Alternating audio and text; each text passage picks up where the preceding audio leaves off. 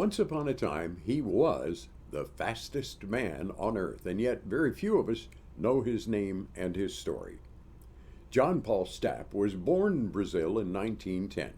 His parents were Baptist missionaries there. He got his early education at schools in Texas and went on to earn a number of college degrees, including a PhD in biophysics and an MD from the University of Minnesota. In October of 1944, he joined the Army Air Forces as a flight surgeon.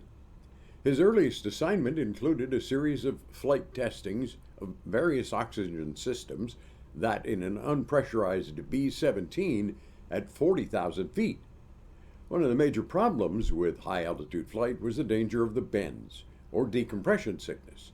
Well, Stapp's work resolved that problem, as well as many others. Around 1947, he joined a study of what happens to the human body during rapid deceleration, such as that experienced during a plane crash. After all, it isn't the speed that kills, it's that sudden stop. The study sought to improve seats and harnesses used in military planes. Now, they did this with a rocket sled at what is now Edwards Air Force Base. This is a beast set on rails extending 2,000 feet across the desert. For the first test run in April of 1947, it carried only ballast. That was a pretty wise choice because the thing ran off the tracks. But by December of that year, they made the first run with a man strapped in it. Now, you should understand that anybody who rode this contraption during the program had to volunteer. Well, Dr. John Stapp was one of the most frequent to step forward. Using rocket motors known as JATO for jet-assisted takeoff, this rig would accelerate quickly to a ridiculous speed and then stop within a second or so. Stapp broke his right wrist during the runs at Edwards. Later at Holloman Air Force Base on 2 separate occasions, he also broke ribs, lost fillings from his teeth, and suffered bleeding in his retinas that caused temporary blindness.